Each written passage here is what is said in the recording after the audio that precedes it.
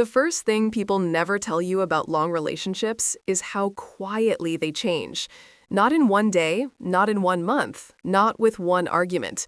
Change comes like slow rain, like water dripping into a bucket, until one morning the bucket is full and you cannot remember when the first drop fell. That was how it happened for me.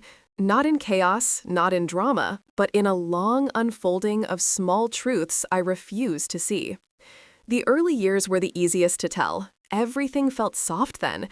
The laughter came easily, the conversations were long, and the promises felt unbreakable. We were young, hopeful, and convinced that love was enough. Love looked like long walks, late-night calls, and little gifts that had more meaning than cost. I believed in us so deeply that I didn't imagine anything could threaten the bond we shared. But love is not a permanent guard. It is only a foundation. What you build on it is what determines how long it stands. That is something I learned much later. In the beginning, the red flags were tiny. They didn't look dangerous. They looked like small habits, small flaws, small excuses, things anyone could overlook. It started with lateness. He would arrive 30 minutes after the time we agreed, then an hour, then 2. At first, he apologized. Then he stopped apologizing. I told myself it was nothing. I told myself he was busy, tired, or distracted. I even told myself it was normal.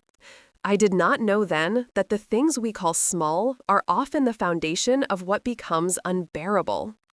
Then it moved to jokes.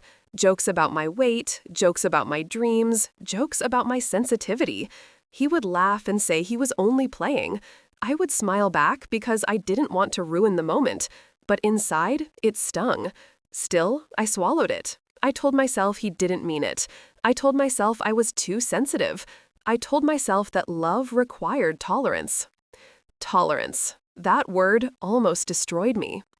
We do not realize how often we confuse tolerance with self-abandonment, how often we believe love should hurt because we have seen it hurt others, how often we assume that if we wait long enough, the person we love will understand our value. I waited, and while I was waiting, the red flags grew into patterns. There were days he withdrew emotionally, answering my messages with one-word replies, ignoring my questions, giving me silence instead of conversation. Sometimes he disappeared for hours without explanation. Other times he was physically present but mentally far away, lost in his own world while I tried desperately to feel connected. When I asked if something was wrong, he dismissed my concern. When I asked for clarity, he told me I was overthinking. Slowly, I stopped asking. Slowly, I learned to swallow confusion like medicine. It took me a long time to understand that confusion is not love's companion. Transparency is. Still, I stayed. Not because I was blind, but because I believed in who he could become.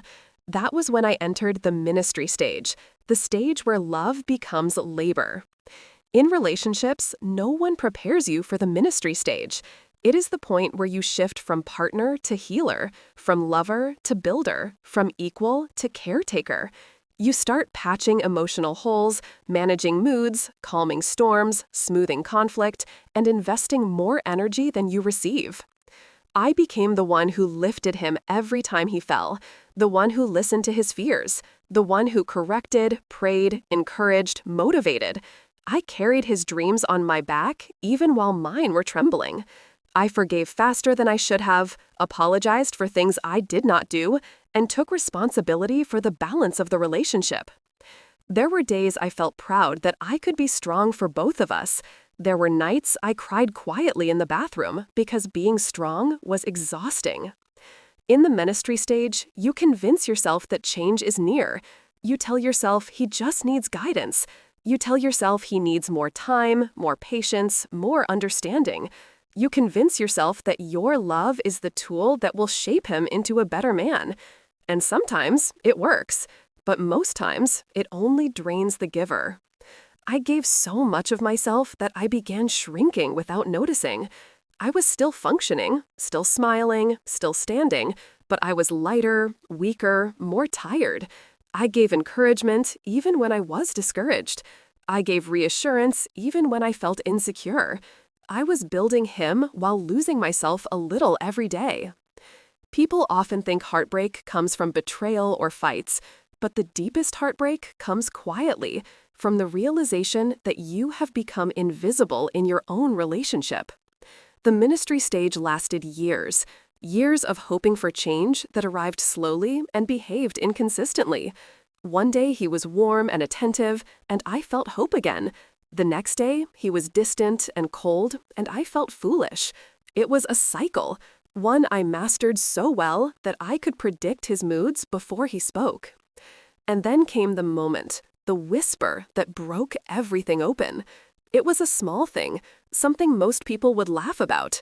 He forgot an important promise he made to me, a promise that mattered to me, not because of the event, but because of what it represented. I waited for him that day, expecting his presence, his effort, his commitment, but he didn't come. He didn't show up for me. He didn't even remember. When I reminded him later, he shrugged. Not in anger, not in guilt, just indifference. It was the indifference that broke me. I didn't shout, I didn't argue, I didn't cry in front of him. I just felt something shift inside, a small but irreversible shift. The kind you feel when a door closes softly behind you, not in anger, but in finality. That was when clarity entered. It did not come like fire, it came like light. Quiet, but undeniable. I realized I had drawn so many lines in the relationship, and each time he crossed them, I erased the line instead of enforcing it. I had made myself endlessly flexible, endlessly patient, endlessly forgiving. For years, I had bent, and now I had bent enough to almost break. The question was no longer, does he love me? It became, do I love myself enough to stop hurting? Leaving was not easy. Long relationships are never easy to leave. You don't walk away from years of memories without feeling the weight. You don't let go of someone you once prayed for without feeling like you are tearing roots out of the ground. It hurts. It shakes you. It feels like failure. It feels like betrayal of your own hope. But staying also hurts. Staying breaks you in quieter ways. I sat down one evening and asked myself one question. What kind of life will I have if nothing changes? I imagined myself 10 years later, still bending, still tolerating, still hoping, still patching holes in a relationship that refused to hold water. And in that vision, I was tired, older, drained, empty. I did not like who I saw. That was when I finally chose myself.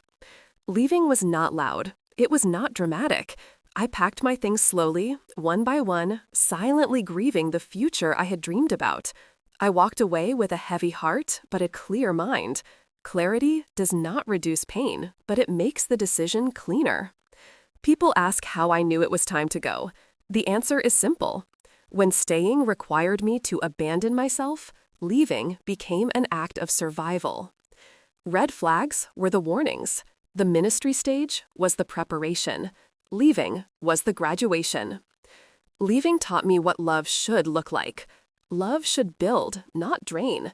Love should strengthen, not weaken. Love should be shared, not carried alone. Love should feel like partnership, not punishment.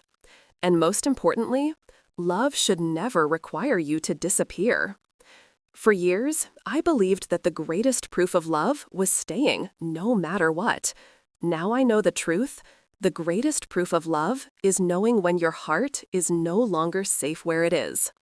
Choosing myself was not abandoning him. It was rescuing me. The line between love and leaving is thin, but it is real. And when you finally reach it, you will know. Not by pain, not by anger, but by peace. The peace that comes when you finally remember who you are.